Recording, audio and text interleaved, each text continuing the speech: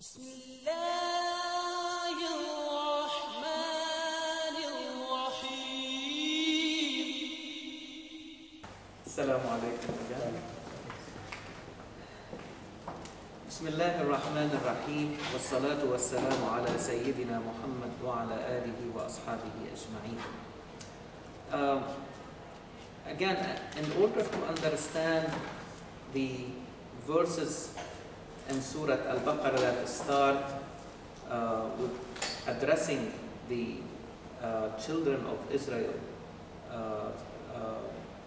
in verse 40 and the verses that really follow, we attempted at understanding the environment and the context of the experience of the children of Israel. And without understanding that context, okay, it will be very difficult to extract the appropriate lessons that can be applied in our own life. And we, just to summarize, that the experience can be encapsulated in this relationship between the oppressor and the oppressed. And we were saying that both are dehumanized. The oppressor is dehumanized because he is torturing, killing, slaughtering the other, treating them as objects. Okay, they are not anymore human beings. So the actions of the oppressor is dehumanizing him, and the oppressed is dehumanized by being treated as less than a human being, like an object. Okay?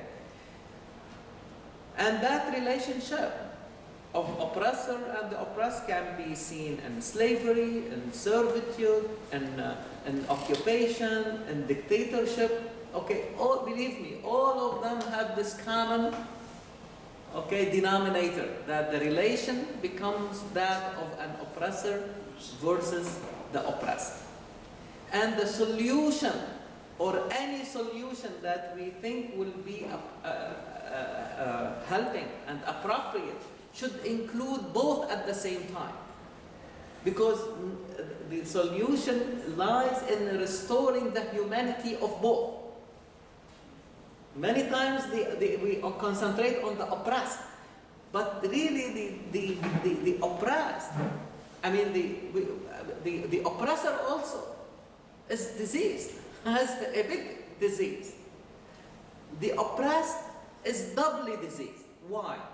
Because he is the oppressed and at the same time houses inside him the oppressor with the oppression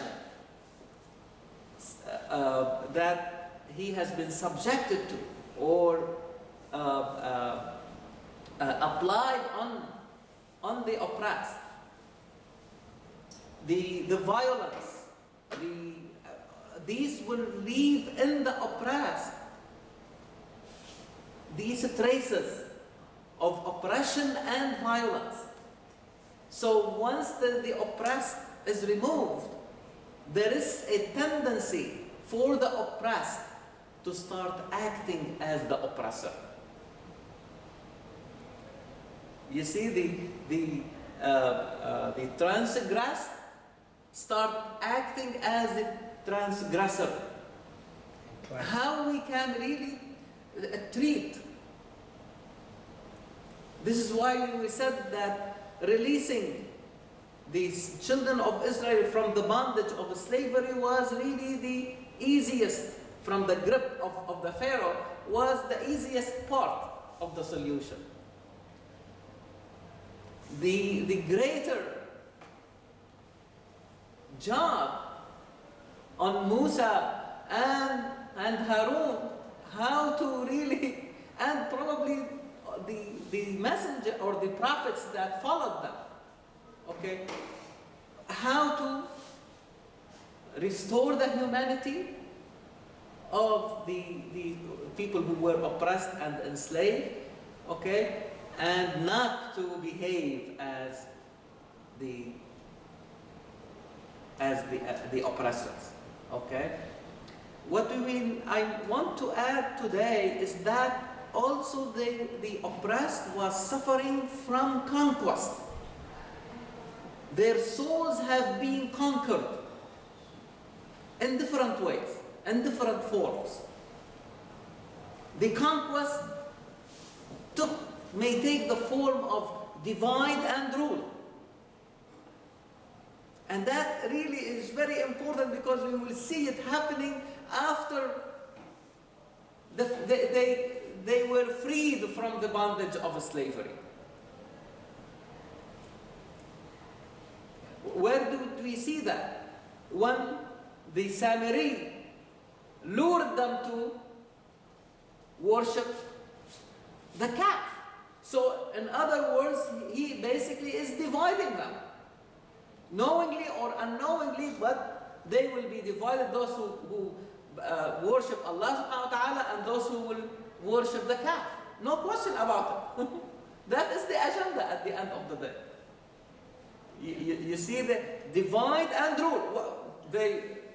All their strength will be gone.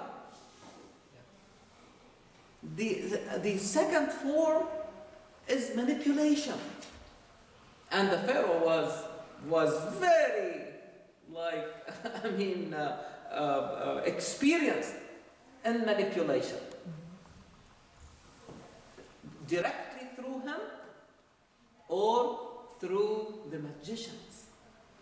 The magicians, don't take them as like people who are playing a trickery to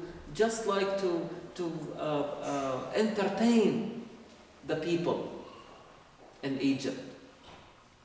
In fact, they were the people responsible to cover up the truth, or to present the issues in a distorted way.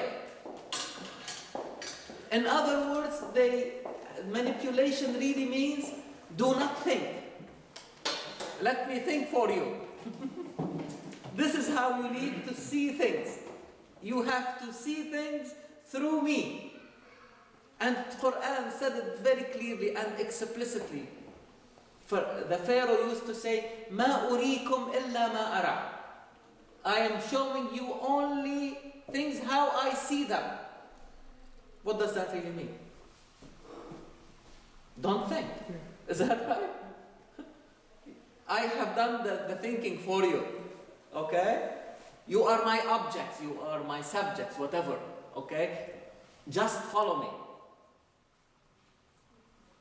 And Quran later will say, فَاسْتَخَفَّ قَوْمَهُ فَأَطَاعُوا. He undermined his people. He made them light. In comparison to heavy, you don't have a heavy presence. Your presence is light. You are undermined. Once they become undermined, they follow. Yes, this is the effect of subjugation. They become totally subjugated to the oppressor, to the manipulator. So that's another disease that needs to be treated. Otherwise they will undermine others. They will act like the oppressor, manipulating others until, oh, we are the leaders of the revolution. Don't think. They don't have a dialogue with the people. No, the leaders start behaving that, okay, we know and you do not know. We are capable of thinking, you are not. Let me do the thinking for you. And another form is what is referred to as the cultural invasion. And this is something that you not only, as we said, you see it in in the form or in the setting of a slavery, but sometimes in occupation. When an army or a country occupies another one, there is a tendency not to respect what these people have. So that you take them through a process of acculturation. They start to lose their culture. How?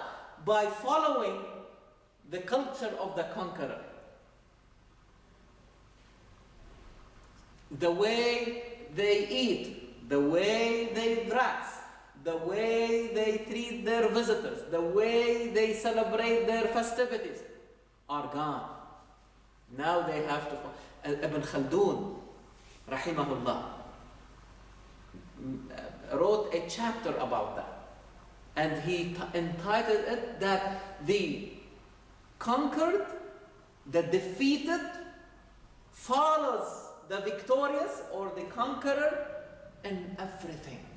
In the way they dress, in the way they eat. And he gave the reason behind that because there is a tendency in the human, in the human self, okay, to become docile to someone who defeated her. They will start copying them in everything, to the point after some time they forget and they lose their own culture. This is what is referred to as acculturation, okay? Like the demise of a culture. And these all are really problems that we need to understand them in order to see how. It's not really a story that we, take it in a mediocre way or start adding the myth to it and superstitions and so to make it a good story to entertain others. No, there is, as a contemporary intellectual and historian said, that Quran has an occult or hidden, if you like, philosophy of history. History, as you all know, like you study like the events, okay, in sequence, okay, in the chronology of the events. But philosophy of history, you start asking questions: why this happened? Why was this response? Why this civilization fell? How did this civilization rise? You see, and this is, so it is hidden, which means what? Needs to be uncovered. So it requires lot of tools and the skills in order to uncover this philosophy of history in Quran. I need the skills, the right skills. If I know that this mountain has a mine of gold under it, shall I take my spoon and start digging in order to reach there? No, I have to bring the right tools. But I like what the archaeologists really do. Sometimes they are digging and suddenly they stop. Although they know that the evidence is there, but they suddenly stop. And if you ask them why you stop, and they will say, we don't have the right tool. Because if I use the wrong tool, I may destroy the evidence. So we know that Quran has all these treasures. Is that right? And every Muslim knows that. But we say it. But we don't explore and seek the right tools. Today we have a lot of tools, lot of sciences, lot of skills that we can learn and invest them in the study of Quran. These studies and sciences allow us to ask questions at higher level of understanding. Then Quran will say, okay, because Quran is generous, Kareem, is ready to give you, but ask the right question. It's not, Quran will not respond to absurd questions, the same as the universe. If you ask, you have the ability and the freedom to ask the universe whatever you want. And you can put any hypothesis you like. But the universe always says the truth, will not lie. It's not absurd. ما خلقت هذا باطلا. Allah subhanahu wa ta'ala created heaven and earth by the truth. They say the truth. They are on the straight path all the time. And this is why we said one time, Ibn Khaldun again, when he asked the question, what would be the best way to teach your children to be trustworthy? And he said, teach them mathematics. Because math does not lie. It is the language of the universe. It's one of the languages of the universe. It does not lie. Is that right? So we need to start really exploring, learning these new sciences. Available, they are available to us. Not only that, but alhamdulillah, we have the people who have grasped them, if not mastered them, in our own community. But still they have not seen the value of what they have, how can be utilized in order to bring our understanding of Quran to a higher level and start bringing new solutions and new responses, new answers. So now with this background, let us go back to the verses and see how we can really understand them. So Quran now is addressing and as we said, the Surah Al-Baqarah was the first to be revealed in Medina. And Medina has a different social dynamic than the one in Mecca. Now in Medina, there are not only the people who are like on what we call them, they following the religion of Arabia, okay? But also we have the Jews, who constituted a significant proportion of the society in Medina. And so it is conceivable that they will be addressed, and they will be addressed in two ways. And directly now, at the time of revelation, what is they supposed to do, and also addressing them by referring to their previous experiences and how they need really like to learn from really these experiences. So Quran says, يا بني إسرائيل اذكروا نعمتي التي أنعمت عليكم وأوفوا بعهدي أوف بعهدكم وَإِيَّايَ فَارْهَبُونَ. O the children of Israel. What ayah are we? Number 40. 240.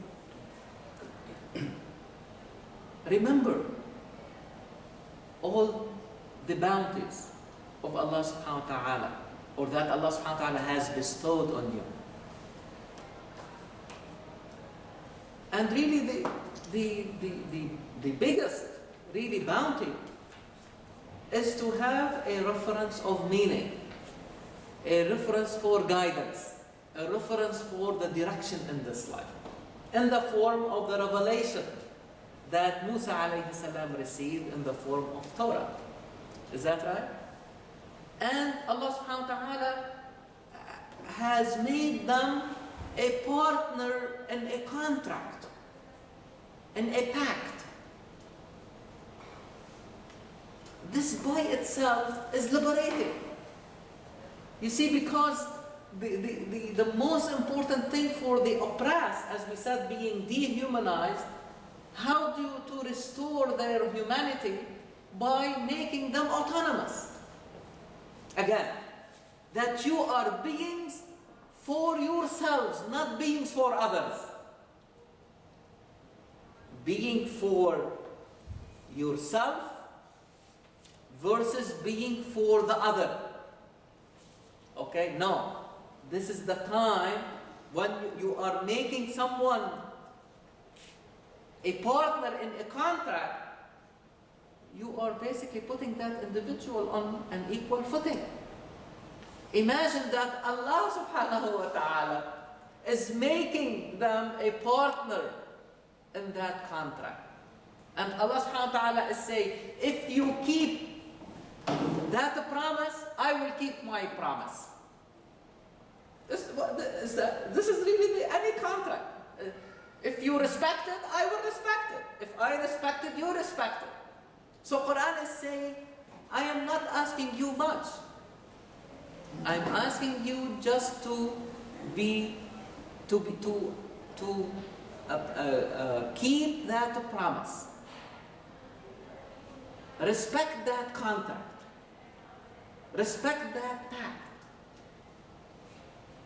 And if you do it, I am assuring you that I will treating you in the same way. وَأَوْفُوا بِعَهْدِي أُوفِ بِعَهْدِكُمْ. Now, please go ahead. Just kind of a general question, maybe will be kind of in mind when we discuss it. So, is the perception of the Jewish believer at that time to God, and probably now, is different from Muslim perception? Because in the biblical old traditions too, you have like these beliefs that, you know, for example, Israel had fought God and won. That's kind of the background. So is that different culture? Is it how God presented Himself to the Jews is different from what we perceive it? Oh yeah. So they have the right to be like thinking that God is equal and you can fight God and He was taking a rest and all these. I mean, again, all this.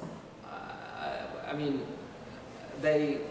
I don't believe that they were really authentic things, because they are really contrary to the way. I mean, the notion of God, okay, should be perceived and believed in. Okay, so part of the mission of Quran is really like to cleanse, if you like, the revelation from what has been basically added or put in a distorted way. I mean, no question in my mind that Quran, the level of abstraction. I mean, again, put it in perspective. What was the time of Musa in comparison to Muhammad sallallahu alaihi wasallam? At least 1500 years. 1500 years, okay, before you are talking about the tribes, okay? I mean, what you would expect the level of abstraction to be. In addition to that, to what they have gone through in terms of slavery and oppression and dehumanization, okay? So no question that sometimes you see things presented in a very tangible way.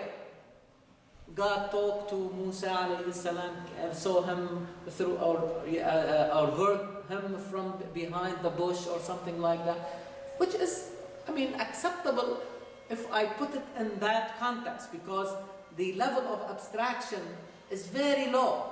Okay, so you need sometimes to bring it, but unfortunately, it may be taken to the extreme and start talking about a struggle. okay, which is not different from what you see in the myth before that. So no question these things have been mixed together, okay, or affected the purity of the revelation, okay, because the revelation at that time, the people were really responsible to preserve it. بما استحفظوا عليه من كتاب الله. حفظ, okay, was really the responsibility of the Hafiz was given to the people who received the revelation. Okay? And that was alright because the Torah or the Gospel was not, neither of them was the final. But when it came to the perfection of the revelation in Quran, and there will be no book after it, no messenger after Muhammad sallallahu alaihi wasallam, so the Hafiz, the preservation, the responsibility of the preservation was that of Allah subhanahu wa ta'ala. Inna nahnu nazzalna dhikra wa inna lahu lahafidhun. So there was a reason, or there was an opportunity, or a possibility for these ideas to creep into the revelation. Okay? But again, what is important, I think, here is that the followers of Musa alayhi salam, the followers of Isa alayhi salam, they were, according to Quran, they were told that about Muhammad sallallahu alayhi wa sallam. يجدونه مكتوبا عندهم في التوراة والإنجيل. Muhammad sallallahu alaihi wasallam, being the becoming a prophet, is documented in the Torah as well as in the Gospel. You see in Torah and Injil. So the part of the contract is really like to follow. And Allah subhanahu wa ta'ala has taken the pact also from all the prophets, that if you have to give the baton to the following, and if you get to meet another prophet, you have to support them. You see, and this is why Muhammad sallallahu alaihi wasallam said it very clearly. If Musa happened to be among you, he has no way except to follow me. Muhammad sallallahu alaihi wasallam, he said it, he saw in the hands of Umar, Hadrat Umar radiallahu anh, a piece from the Torah. So he took it from him.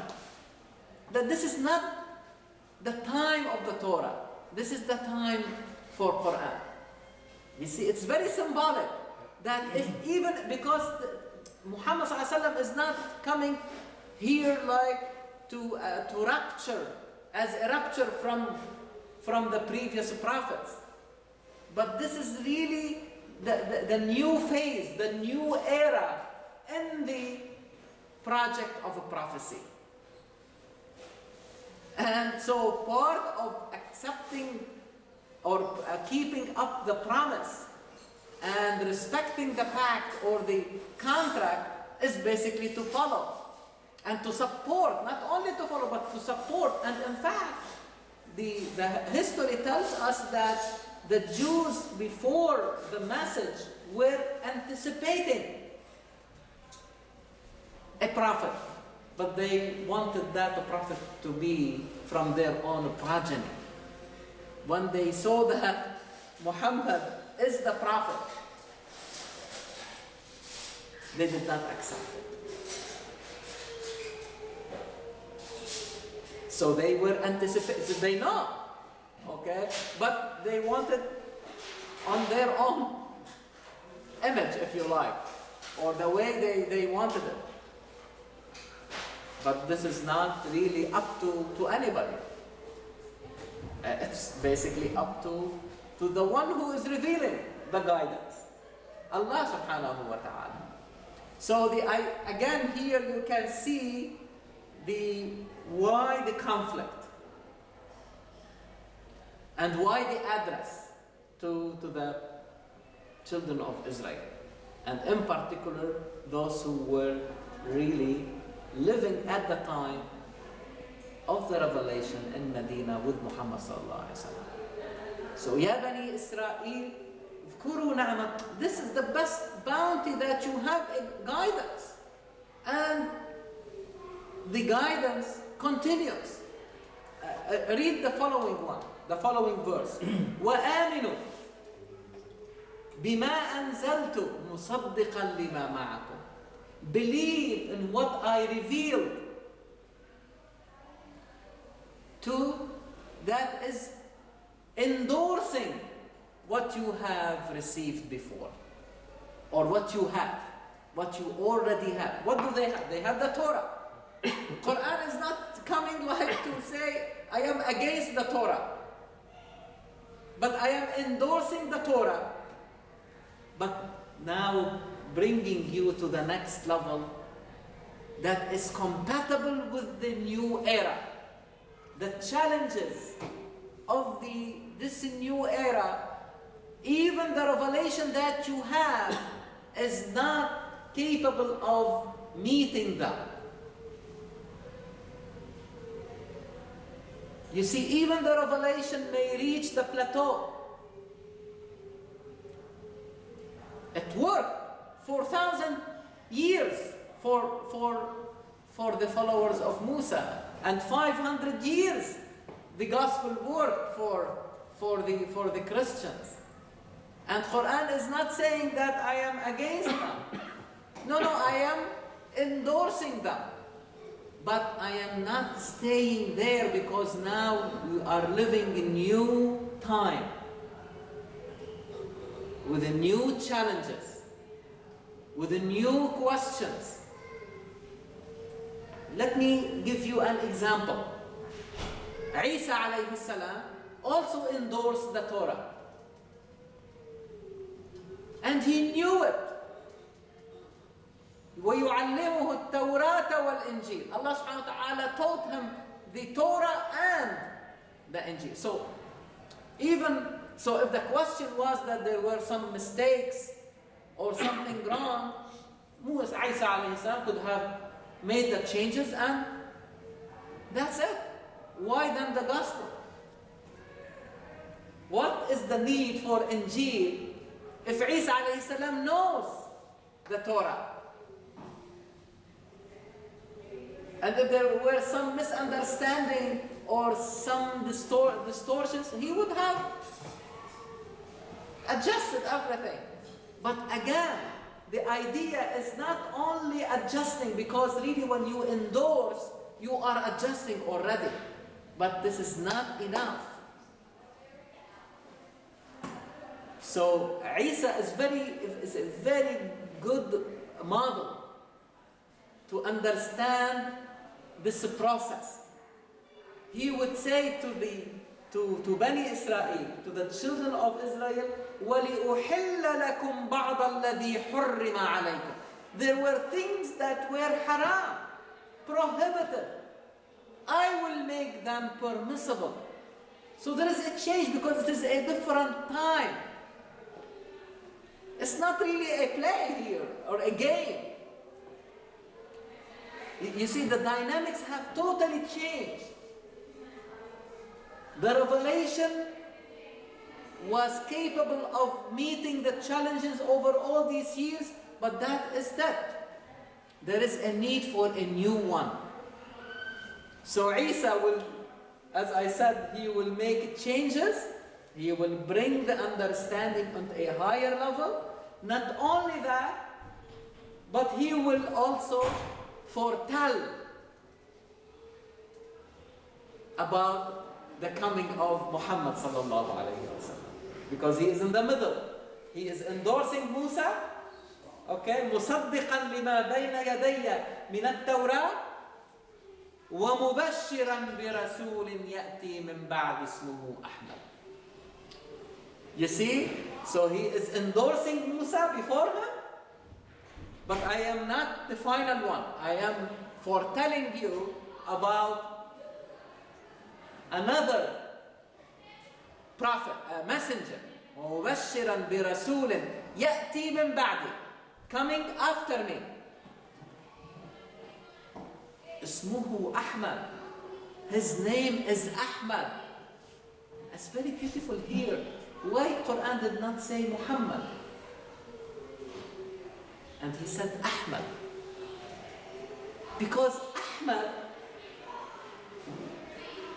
in the Arabic language, we say, for example, let me give you another example so that you can understand the tense here of the word.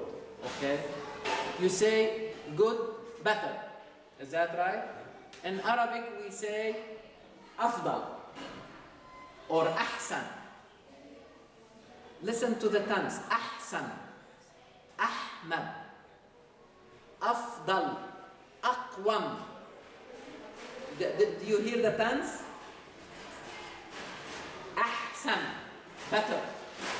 Ahmad, the same tense. So bringing something more than what you have. You see? I'm not saying what came before me is not good. But I am perfecting that good. Bringing it to a higher level of understanding. Similar like what we see in the sciences. Okay. Did Einstein said that Newton is wrong? And let me destroy everything he said? Till today, and I said it a couple days ago, till today, if you want to launch a satellite to the outer space, you are still following in Newtonian physics. But Newtonian physics, if you want to apply it in the subatomic, does it work? Does not work, does not answer. You apply it, it will not give you the answer. So you need a higher level of understanding. What Einstein did, he brought the understanding of Newton into a higher level. Physics into a higher level. Do you use GPS in your... you have to say thank you to Einstein every day you use it. The same way you have to say thank you to Ralph Nader every time you put your seat belt. Thank you, Einstein. Yeah! Because really Einstein brought the idea of dilation of time. Time is not absolute. You take this rod and expose it to heat, it will expand. It will dilate. But to say about time, dilates? Yes, it dilates. And without this idea of dilation of time, GPS will not really work. It is based on that concept. T1 minus T2 or T2 minus T1. Otherwise the satellites will not really be capable of locating you on this earth. You see what we mean? Einstein did not destroy Newton, but brought Newton to a higher level of understanding. Isa alayhi salam brought Musa experience to a higher level of understanding. And Muhammad brought it to the next level. Now the revelation was perfected and completed. What does that really mean? It has become capable of responding to any question posed to it at any time. So it, like the time became embedded in Quran. The revelations before it was responding to the time. Now, Quran not only responding to its time of revelation, but has contained time itself. Was capable of transcending that time. But how we should deal with it then? If I ask the same question, I will get the same answer, and then I will say Quran is not helping me. Let me find another source for guidance. No, because you have not posed a different question, more refined question to give you new answers. Believe me today, okay, when I read وَالنَّهَارِ إِذَا جَلَّاهَا, that the day made the sun manifest, I don't think anybody in the previous really generations were capable of understanding this verse. Because anyone can say, oh, because there is sun, there is day. Is that right? Quran is saying the opposite. Quran is saying the day is responsible to make the sun manifest itself. Not the sun is manifesting the day. Why? Because today we know it, because we have new sciences. If you go into the outer space, everything is darkness. And you see just the sun as a circle, yellowish or that, whatever. But there is no, the sun is there, but there is no day, no light, nothing to reflect the sun.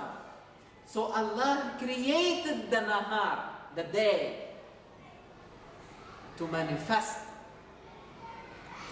the sun. وَالنَّهَارِ إِذَا جَلَّاهَا.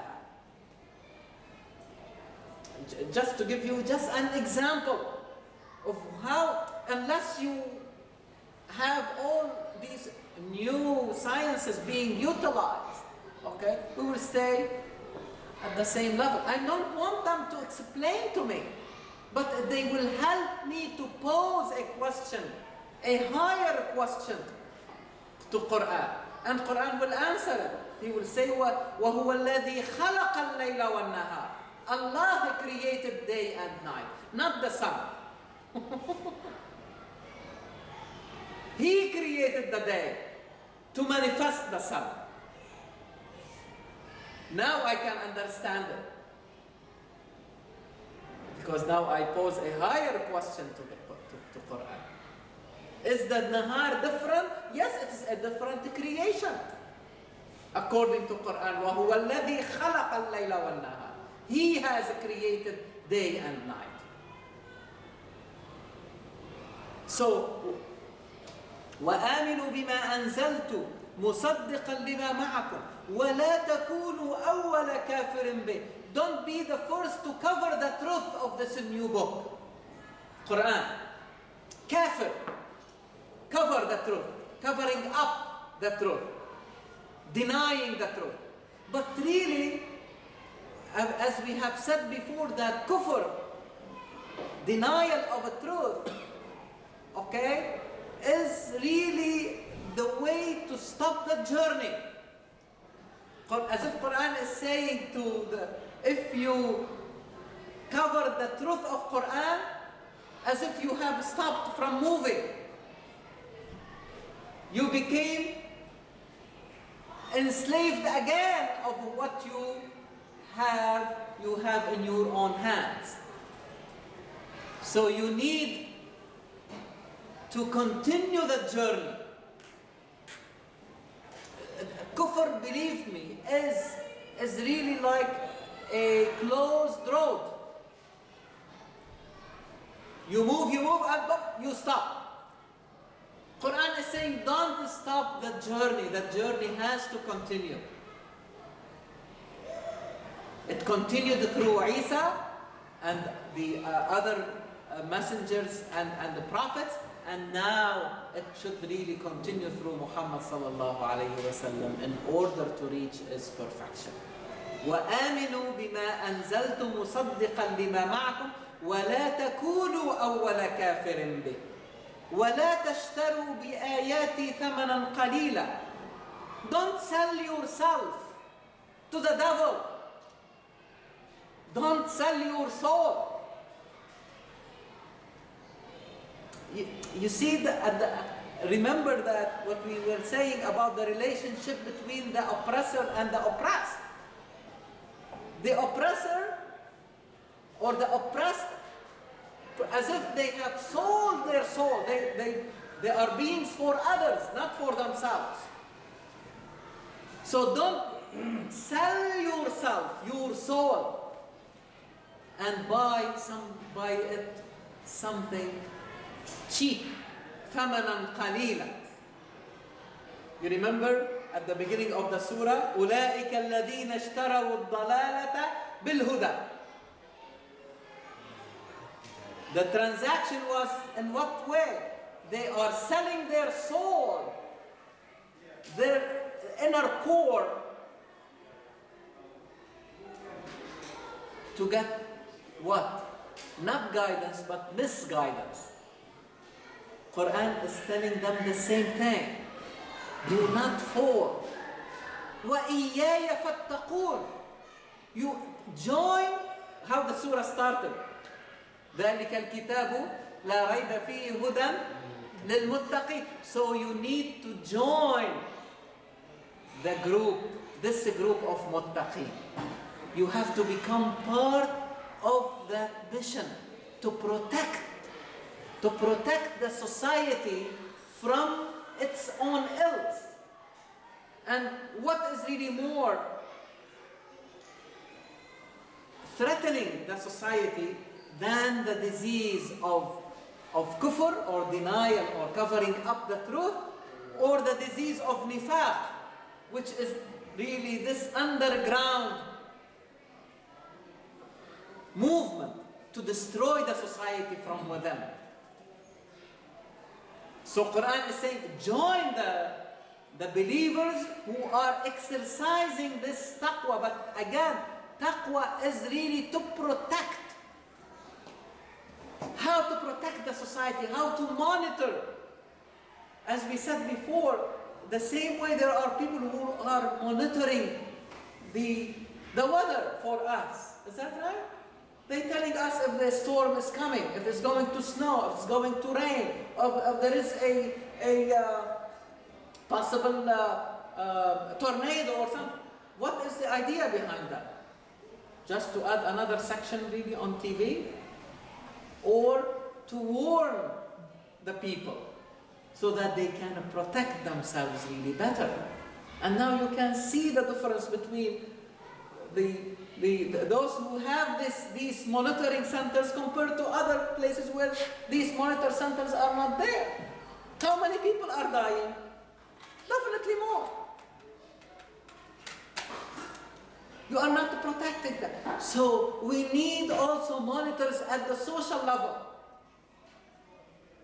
Today we have this capacity because there are social studies, social sciences that will help us to monitor what is going on in the society and tell the society what they really need to do. For example, today, what is really one of the problems that the whole country is facing? Socially. Gun control. Take, for example, gun control. Is that because people are dying? How are you going to solve it? Just like issue laws? Yes, the laws can work and can. But believe me, if we do not address the social issues, because like suicide, although it is a personal and individual tragedy, it is determined socially or predicted socially. So I see the gun problem in this country socially predicted. Have you seen groups of people coming and shooting? Most of the time it is one person. So it may look as it is an individual problem. Until today we are approaching it as if it is an individual problem. but we are not paying attention. This is what the social,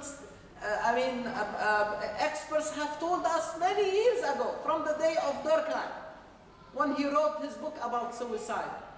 And that was the main thesis, that this tragedy is socially predicted, although it will manifest itself at the individual level. So we need people who are monitoring what is happening in our hospitals, in our social places of social gathering, in our places of worship. What is happening? How we can address these issues? The economy, all these things are really social issues. And you need the programs. With this sequestration that we are going through, who will suffer? These programs that were basically designed to protect the society from going, or certain individuals in the society, to go to the extreme and kill themselves or kill others. Why somebody will kill? If you view the other as an enemy, or in the worst scenario, you see yourself as an enemy. You see what type of dehumanization happened to that individual? So the programs should really target. You see where we can apply the understanding of this in our everyday life. So it is not a word, okay, be among the muttaqeen. What does it really mean? You see, because today, the moment you hear muttaqeen, the people who pray or fast or stand up like this in their prayer, this is not really what this Quran is talking about. There is a big agenda, big responsibility. What we need to monitor in the society and see how we can protect it from these social ills. However, it is in the form of murder, suicide, homicide, all these issues. Poverty, hunger, you name it. Unless we address these issues, don't expect solutions. And we start to ask ourselves how we can be part of that solution.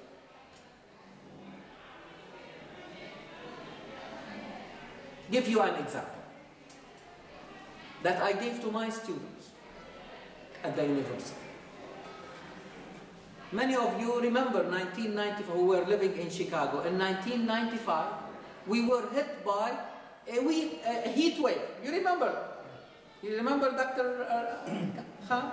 1995, when we had this. How many people died? 739.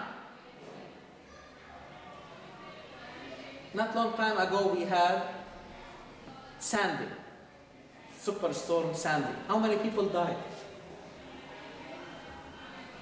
Probably around 100. So we have 7 times more people died in that heat wave compared to 739 compared 7 times those who died during Sandy. Hurricane Sandy. So people start looking. Believe me, if you start, you limit yourself to the physical things, okay? And as physicians, this is what we deal with. We deal with the body. Is that right? You will not solve the problem, and you will not know what caused the death of these people. You may say, okay, those people, on the face of it, in a simple way, those who did not have air conditioner died. And it is one of the problems. No question about it. But this is not surprising. What was surprising? When people looked at the communities where these people died, 10 communities they found. Okay? 8 of them were very poor. But they noticed that one community, Inglewood, and another one, Auburn Gresham, in Chicago. Okay? In Inglewood, the mortality was 33 per 100,000. And Auburn Gresham was 3 per 100,000. Although both of them have the same level of poverty, both of them are predominantly African Americans, and both of them, they have the same level of violence in the form of crime. So, but what made the mortality much higher in Inglewood compared to the other neighborhood? Again, digging deeper, they found that now there are social factors that affected the death rate between the two communities. Inglewood lost 50% of its residents, and along with that, they lost restaurants, stores, and the people where people may come and mix together. While in the other neighborhood, they have the sidewalks, they have stores, they have restaurants, the people like have like street picnics, they get together, people talk to each other. So in the time of disaster, they will knock on each other's doors. While in the other neighborhood, these people hunker in their homes. Probably they are elderly, they don't have the air conditioner, get dehydrated and die. You see the social factor here? Based on that understanding, they start now to look not just about how to provide the people with, as important as it is, the air conditioner, but what is really more important, how we can foster the relationship between the members of the community. The weaker they become, they will not fare well during a disaster. You see the social factor here? So, and just like as corollary to that, you know now medical students, they take the exam called MCAT. Not this year, the following year, it will contain 25% social studies. Why? Because we come to that conclusion that we cannot disconnect, for example, medicine from social studies and understanding the dynamics of the society. Yes, we take it into consideration at the individual level. But now we need these people who are in medicine as well and other disciplines to come together to solve very complicated problems and decrease the number of casualties, even at the time of disaster. Make sense? So, muttaqeen is not anymore somebody living for himself or herself, but how they always have the community on their mind. You may be praying alone, but you say, "Ihdina as-sirata al-mustaqim." Show us, not show me. Do you say show me? Ihdini? You say ihdina. And even when you are praying alone, you say ihdina, because the path is shared. The issues are shared and common. And we need guidance in all these issues to stay on the right path. How to protect ourselves and the people around us. And this is really the beauty of a prophethood. The success of prophethood lies in the ability of the prophet to own the problems of his people.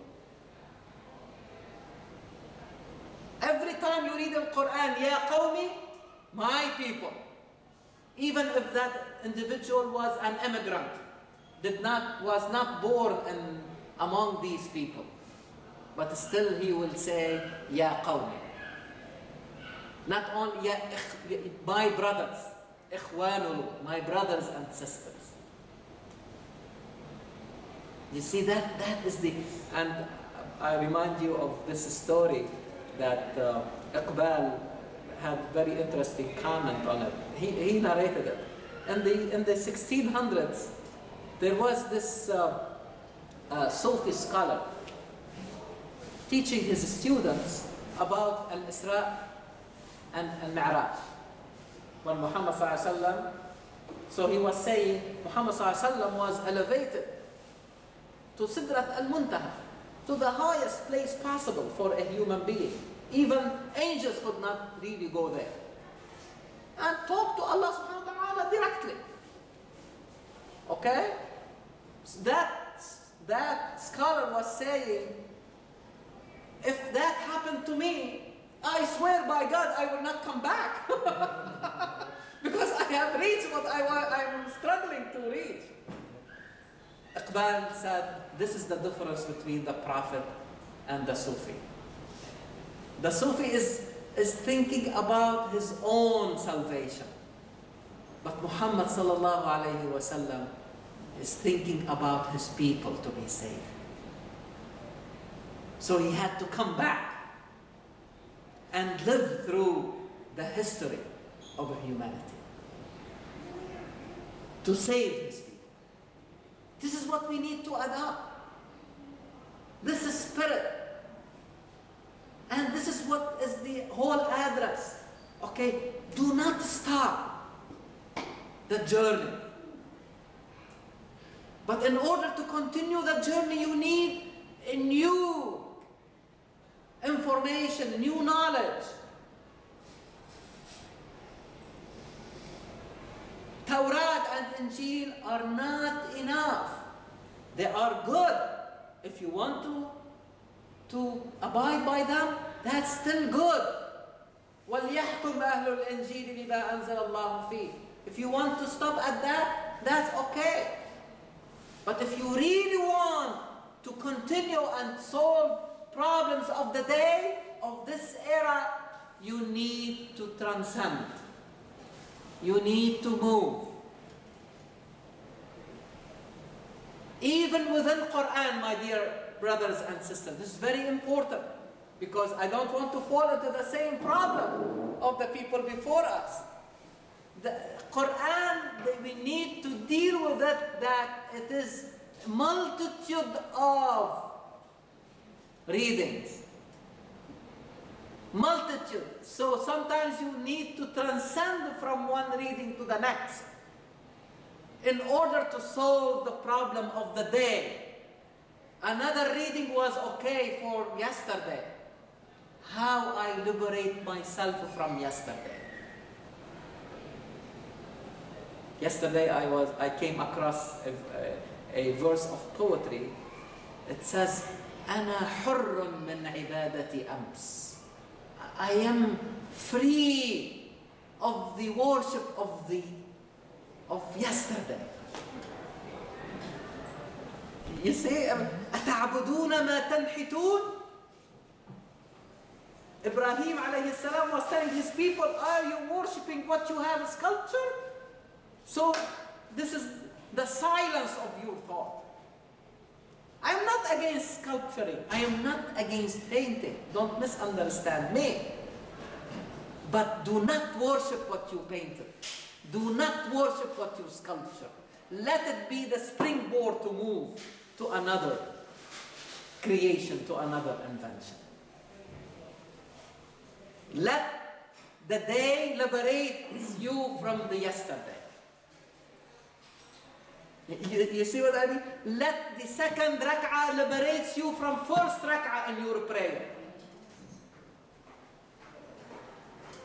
You know, we have this custom and tradition. We pray in this place and then we move and we pray in another place. What does that really mean? What is it symbolizes? Even the place, don't let it freeze you. Don't let even the place where you worship, and it is there something more sacred than the place where you pray to Allah subhanahu wa ta'ala? Do not let it enslave you, imprison you.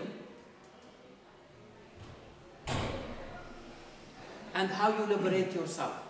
Through Allahu Akbar. This is what we say in our prayer. How do you move from standing to bowing to prostration to coming up again? What do you say? What do you say? Allahu Akbar. What does that mean? That you have to believe in something bigger, greater, not the greatest, greater. Akbar means greater. So every time you appreciate the great, you say, oh, there is something greater. It will not stop. It is a perpetual journey. A journey that does not stop. Like we said, Ahmad. The Quran revealed to Muhammad, Isa alayhi salam, we say Ahmad. It will not stop.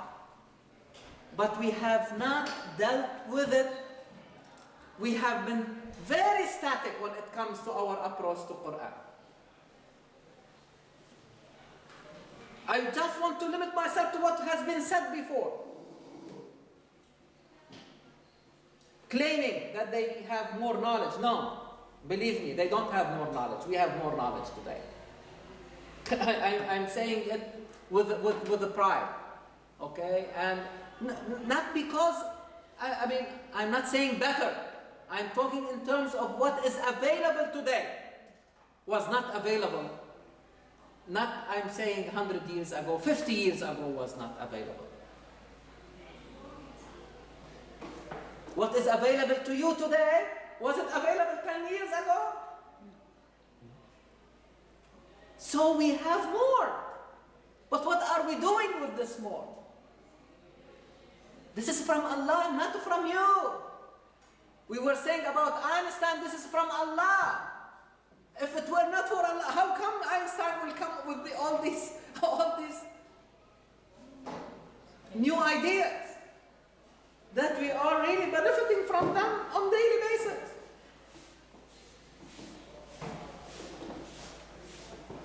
So we start. Life is one. Do not start breaking it. We sometimes have to break it in order to understand it. But we need to connect. This is why sometimes people may not understand why Dr. Khair, when he gives the speech on Friday, he will be talking about psychology and physics and the animal kingdom and the plant kingdom. Because life is one.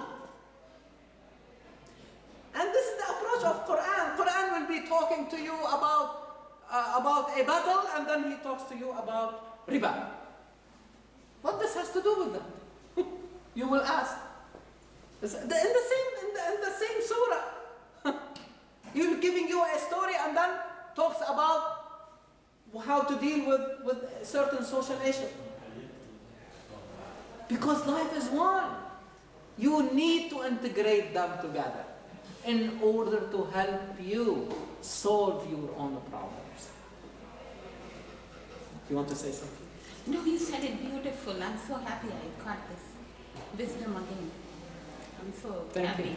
You're absolutely right. Only through connecting. They are doing it again. Yeah. It's system biology. But how exactly? Integrating. Is that right? It's integrating again. I came 2 days ago and I was a champion for the last 2 days. I came back yesterday. It's integration now. Yes. Before it was integrated, then separated, then reunited. Exactly. And this is the right thinking. What Exactly. you said. And in fact, not only in sciences, but as we In said, everything. in different disciplines, exactly. Everything. Because think about it, where our students go after high school, they all go to college. More or less, they are taught the same things, more or less, okay? And after that, where do they go? If they want to continue their education, where do they go? Different specialties. Different specialties. Medicine and other things like in different in engineering, in social studies, humanity, whatever, okay? But the idea today, how to bring them afterwards. The physician to work with the social scientist. You see that, but we have seen, for example, the physician working with the pharmacologist, for example, or in the pharma industry. But believe me, most of the time today, the ideas come from outside the discipline. Yeah. The new paradigms happen to come from outside the discipline. When an engineer is talking to a physician, oh my God, he brings the physician a new idea that the physician never thought about it. And allow the physician like to bring our understanding in certain field of medicine to a higher level of understanding. And vice versa, sometimes the physician may tell the engineer because they want something and they start asking the engineer how you bring me a new idea, never thought about it before. You see where so this type of integration that we need. Because life is one. And that's why, like in the workplaces now, they're more focusing on charitable work outside, just not keeping them together. Exactly. Right? Go outside, learn from Because they them. have realized how important are the social factors. Very. Oh, yeah, so they need to integrate. So interprofessional should not be limited, okay, to one discipline or one setting, but how all these disciplines have the capacity to come together and start really talking. And I'm telling you, the way we sit together to study Quran, this is a multidisciplinary type of approach. It's a collective approach. And I am really, I'm thinking, seriously to share that experience with others. I think it is, I have never seen, okay, or to my knowledge, that there was, every time we see individual coming and starting commenting on Quran.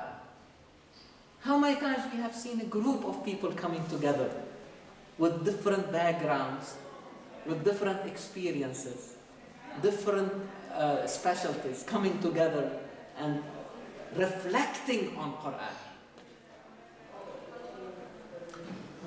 Very rare. Unbelievably that. Very rare. So I think we have the opportunity to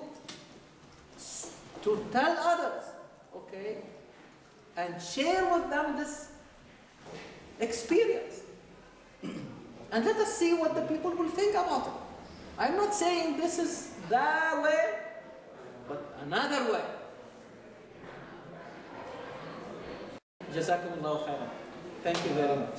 The ayah you recited and the word mubashir means it came from Bashara.